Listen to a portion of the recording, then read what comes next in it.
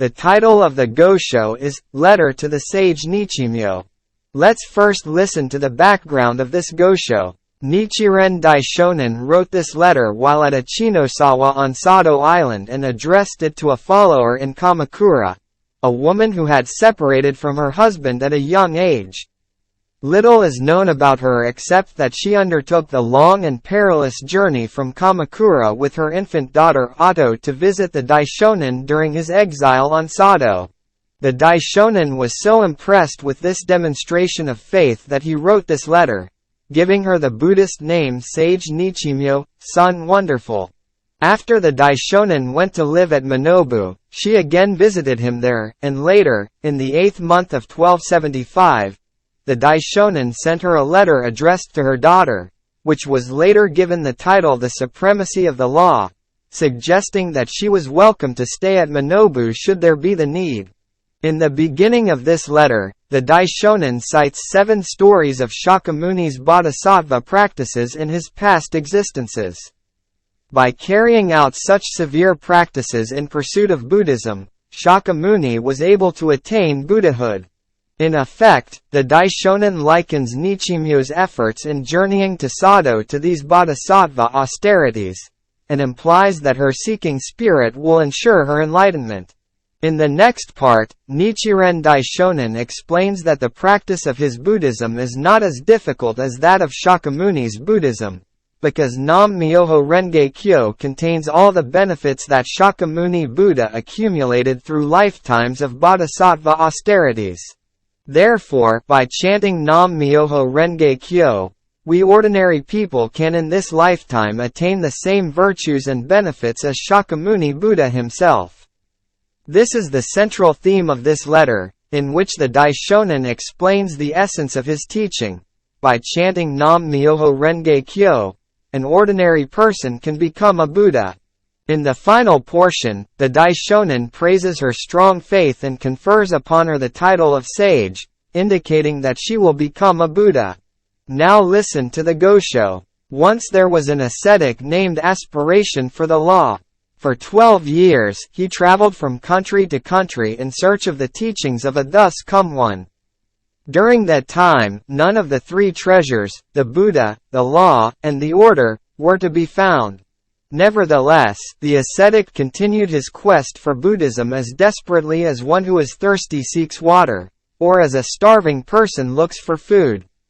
One day a Brahmin came to him and said, "I possess a verse of the sacred teaching.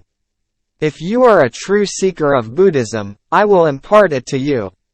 The ascetic beseeched him to do so. The Brahmin then said, "To prove your sincerity, first peel off your skin for parchment, break off one of your bones for a writing brush, grind up its marrow for pigment, and draw your blood to mix the ink.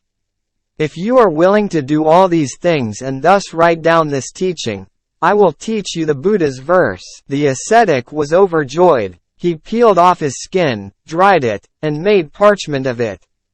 He then did all the other things demanded of him, just as he had been told. When he had finished, the Brahmin suddenly vanished. The ascetic bewailed his fate, now gazing up to the heavens, now flinging himself to the ground. The Buddha, sensing his sincerity, emerged from beneath the earth and taught him as follows. Practice what accords with the law. Do not practice what contradicts it. One who practices the law will dwell in peace and security both in this life and in the next. The moment the ascetic heard this, he became a Buddha. This teaching consists of 20 Chinese characters. Once, in a previous existence, when Shakyamuni was a wheel-turning king engaged in Bodhisattva practice, he revered an 8-character phrase that stated, "One who is born is destined to die." To extinguish this cycle is to enter the joy of nirvana. As an offering to these 8 characters, he gave his own body to fuel 1,000 lanterns. Moreover, he urged others to inscribe those characters on stone walls and main roads so that people who read them would arouse the aspiration for enlightenment. The light of those lanterns reached as high as the heaven of the 33 gods, where it served as illumination for Chakra and the other heavenly deities. In another past existence, Shakyamuni was carrying out Bodhisattva austerities in search of Buddhism. One day a leper said to him, "I possess the correct teaching, which consists of 20 characters. If you will massage my leprous body, embrace, and lick it, feeding me 2 or 3 pounds of your own flesh every day, I will impart the teaching to you." Shakyamuni did exactly as the leper said. As a result, he obtained the 20-character teaching and attained Buddhahood. The teaching went, that thus come one is enlightened to the truth of nirvana, and has forever freed himself from the sufferings of birth and death. Anyone who wholeheartedly listens to him will surely obtain immeasurable joy. There was once a boy called Snow Mountains who lived in the Snow Mountains. Although he had mastered all non-Buddhist teachings, he had not yet encountered Buddhism. Then, one day, he happened to hear a terrifying demon recite a verse that began, "All is changeable, nothing is constant. This is the law of birth and death." The demon, however, spoke only the first 8 characters of the verse, leaving the rest unsaid. Although the boy was exceedingly glad to have heard the first 8 characters, he felt as though he had been given only half a wish-granting jewel. It was like a plant that flowers but bears no fruit. When the boy asked for the remaining 8 characters, the demon replied, "I have had nothing to eat for several days. I am too dazed with hunger to preach the remaining 8 characters. First give me some food." The boy asked, "What do you eat?" The demon answered, "I feed on the warm flesh and blood of human beings. Though I can fly anywhere throughout the 4 continents in the space of a moment, I can obtain no warm flesh and blood. Human beings are protected by the heavenly gods, so I cannot kill them unless they commit evil." The boy Snow Mountains said, "I will make you an offering of my own body, so teach me the remaining 8 characters so that I can leave the whole teaching behind." The demon said, "You are a cunning fellow, aren't you? Surely you are trying to deceive me." The boy replied, "If one is offered gold and silver in exchange for shards and rubble, should one not accept it? If I die to no purpose on this mountain, then my body will be devoured by kites, owls, wolves, and tigers, and will bring me no benefit whatsoever. On the other hand, if I give my life for the remaining 8 characters, it will be like exchanging dung for food." The demon was still suspicious. The boy assured him, "There are those who will vouch for my honesty. Like the Buddhas of ages past, I call upon the great heavenly King Brahma, the heavenly Lord Chakra, the gods of the sun and moon, and the 4 heavenly kings to be my witnesses." Finally the demon consented to impart the second half of the verse. The boy removed his deerskin garment and spread it out for the demon to sit upon. Then he knelt down and joined his palms together in supplication, begging the demon to be seated. The fierce demon complied and began to recite, "Extinguishing the cycle of birth and death, one enters the joy of nirvana."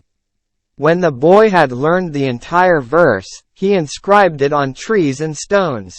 This completed, he cast himself into the demon's mouth. The boy Snow Mountains was actually Shakyamuni in one of his past existences, while the demon was Chakra in disguise. Bodhisattva Medicine King burned his arms for 72,000 years as an offering to the Lotus Sutra. Bodhisattva Never Disparaging was for many years cursed and humiliated, beaten with sticks and staves, and pelted with tiles and stones by countless monks, nuns, laymen, and laywomen because he venerated them by uttering the 24 characters that read, "I have profound reverence for you. I would never dare treat you with disparagement or arrogance." Why? Because you will all practice the Bodhisattva way and will then be able to attain Buddhahood. Bodhisattva Never Disparaging was Shakyamuni Buddha in one of his past lifetimes. King Suzudin performed menial labor in the service of the seer Asita for 1,000 years in order to receive the 5 characters of a Myoho Renge Kyo. He even went so far as to make a bed of his own body for his master. As a result, he was reborn as Shakyamuni Buddha. The Lotus Sutra of the Wonderful Law consists of 8 volumes. Reading these 8 volumes is in effect equal to reading 16, for the sutra was expounded by Shakyamuni Buddha and verified by many treasures Buddha. The 16 volumes, in turn, represent innumerable volumes, for the Buddhas of the 10 directions verified their truth. In the same way, each character in the sutra equals 2, for it was uttered by Shakyamuni and confirmed by many treasures. Again, a single character equals innumerable others, for the validity of the sutra was attested to by the Buddhas of the 10 directions. The treasures bestowed by a single wish-granting jewel equal those bestowed by 2 such jewels or by innumerable jewels. Likewise, each character in the Lotus Sutra is like a single wish-granting jewel, and the innumerable characters of the sutra are like innumerable jewels. The character Myo was uttered by 2 tongues, the tongues of Shakyamuni and many treasures. The tongues of these 2 Buddhas are like an 8-petaled lotus flower, one petal overlapping another, on which rests a jewel, the character of Myo. The jewel of the character Myo contains all the benefits that the thus come one Shakyamuni received by practicing the 6 paramitas in his past existences. The benefits he obtained through the practice of almsgiving by offering his body to a starving tigress and by giving his life in exchange for that of a dove. The benefits he obtained when he was King Shrudasoma who kept his word, though it meant his death, in order to observe the precepts. The benefits he obtained as an ascetic called forbearance by enduring the tortures inflicted upon him by King Kali. The benefits he obtained as Prince Earnest Donor and as the ascetic Shojari, and all his other benefits. We, the people of this evil latter age, have not formed even a single good cause, but, by bestowing upon us the jewel of Myo, Shakyamuni has granted us the same benefit as if we ourselves had fulfilled all the practices of the 6 paramitas. This precisely accords with his statement, "Now this threefold world is all my domain, and the living beings in it are all my children." Bound as we common mortals are by earthly desires, we can instantly attain the same virtues as Shakyamuni Buddha, for we receive all the benefits that he accumulated. The sutra reads, "Hoping to make all persons equal to me, without any distinction between us." This means that those who believe in and practice the Lotus Sutra are equal to Shakyamuni Buddha. To illustrate, a father and mother unite in conjugal harmony to give birth to a child. No one can dispute that the child is the flesh and blood of its parents. A calf begotten by an ox king will become an ox king. It will never become a lion king. A cub sired by a lion king will become a lion king. It will never become a human king or heavenly king. Now the votaries of the Lotus Sutra are the children of Shakyamuni Buddha, the Lord of Teachings, as the sutra states, "The living beings in it are all my children." It is not difficult for them to become kings of the law just as Shakyamuni Buddha did. Unfilial children, however, are not allowed to succeed their parents. King Yao had an heir named Tanchu, and King Shun had a prince named Shang Chun. As both sons were lacking in filial piety, they were disowned by their respective fathers and demoted to the rank of commoners. Chong Hua and Yu were the children of commoners, but both were extremely filial. Hearing of this, King Yao and King Shun summoned Chong Hua and Yu, and abdicated their thrones to them. Commoners became royalty in a day. Just as a commoner can become a king in this present life, so can an ordinary person become a Buddha instantly. This is the heart of the doctrine of 3,000 realms in a single moment of life. How, then, can we obtain this benefit? Should we peel off our skins as the ascetic aspiration for the law did, follow the boy Snow Mountain's example and offer our bodies to a demon, or emulate Bodhisattva Medicine King in burning our arms? As the great teacher Chang'an stated, you should let your choices be fitting and never adhere solely to one or the other. The practice we should perform in order to master the correct teaching and attain Buddhahood depends upon the times. If there were no paper in Japan, then you should peel off your skin. If the Lotus Sutra had not yet been introduced to our country and a single demon were to appear who knew it, then you should offer your body to him. If there were no oil available in our country, then you should burn your arms. But of what use is it to peel off our skin when the country has an abundant supply of heavy paper? Xuan Sang journeyed throughout India in search of the Buddha's teachings for 17 years, covering a distance of 100,000 ri. Dengyo remained in Tang, China for only 2 years, but he traveled 3,000 ri across the billowing sea to get there. These were all men, ancients, worthies, and sages. Never have I heard of a woman who journeyed 1,000 ri in search of Buddhism as you did. True, the Dragon King's daughter attained enlightenment without changing her present form, and the nun Mahaprajapati received a prediction that she would become a Buddha in the future. I am not certain, but they may have been female forms assumed by Buddhas or Bodhisattvas. After all, those events occurred in the Buddha's lifetime. The character of man and woman differs from the outset. Fire is hot and water, cold. Fishermen are skilled in catching fish, and hunters are proficient in trapping deer.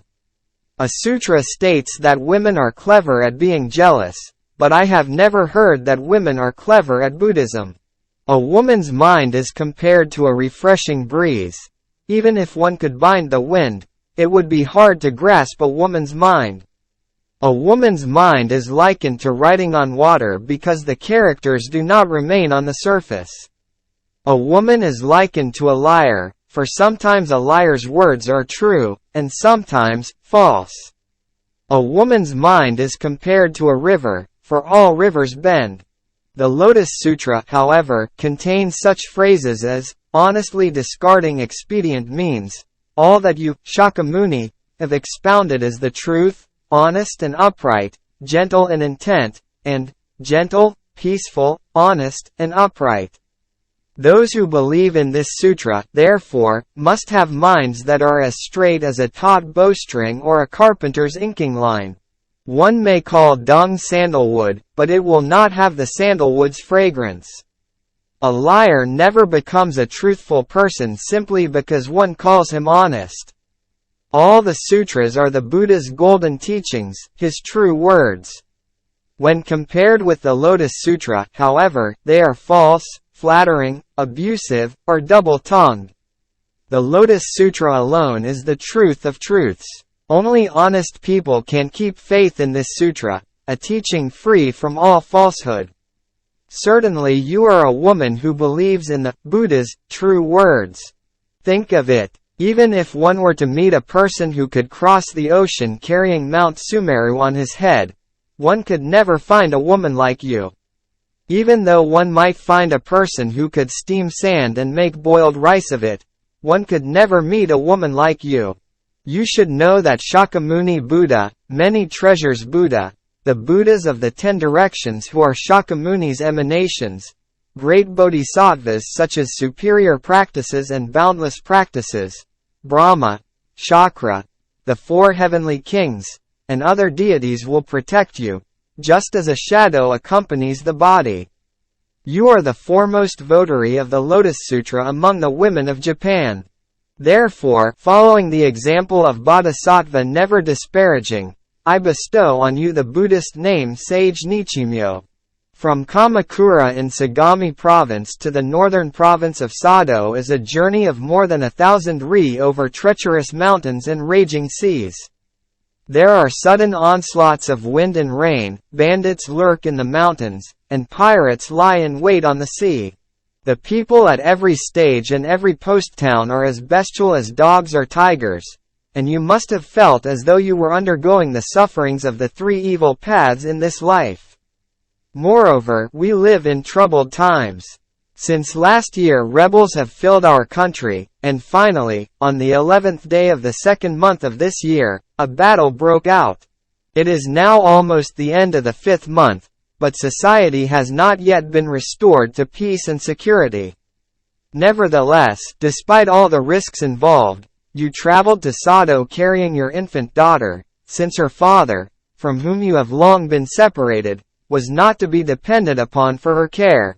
I cannot even imagine the hardships you must have suffered during your journey, much less describe them in words, so I will lay down my writing brush. Nichiren, the 25th day of the 5th month in the 9th year of Bunne, 1272, cyclical sign Mizuno Saru, to the Sage Nichimyo.